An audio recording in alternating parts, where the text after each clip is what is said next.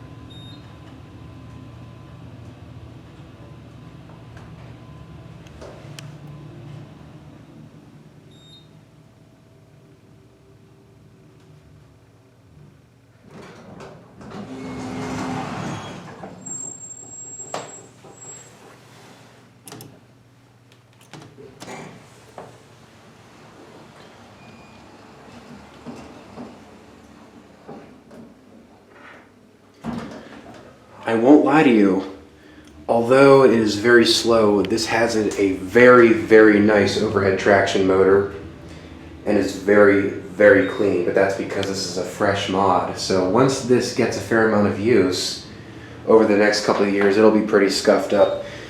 Honestly, this is what the Surge up front should get. That thing is very, very rough. It runs like crap and it looks like crap. This is great. This is a fantastic mod. But still, it replaced a Westinghouse Freight, which is a big no in my book. That's not right. That can't be right. Or a single piece of load, rather, I guess I read it wrong. Here's the main panel over here.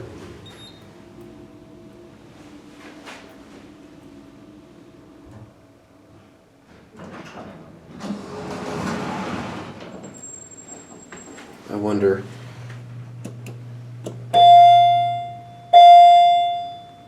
That's very ThyssenKrupp-like to me. But this definitely is not ThyssenKrupp. This is car number 3, by the way. There's a car elevator here, but I think there's someone in the dock, so I can't do that. 6,000 pound capacity. Class A passenger. There's like a break room or meeting room on the 2, and it's open, so I don't know if there's anyone in there, but I'm going to be quiet when I do get out. So, preemptively, I hope you guys enjoyed this video, and thank you for watching. Look at Elevating Western PA's video of the freight elevator here. That thing is so much cooler than this generic thing, but this is still a very nice elevator. But anyway, thank you so much for watching.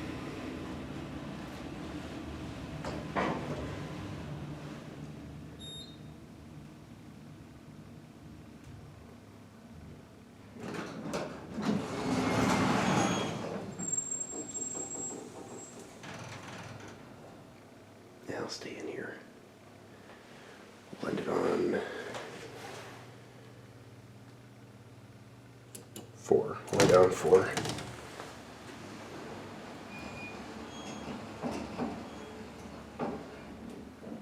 Why not, right?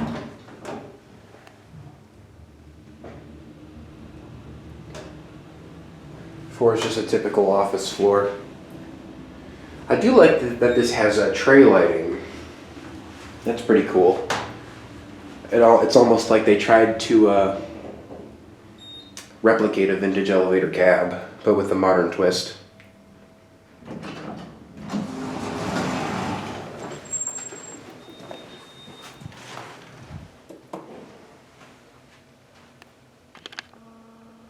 That's cool. That's very cool.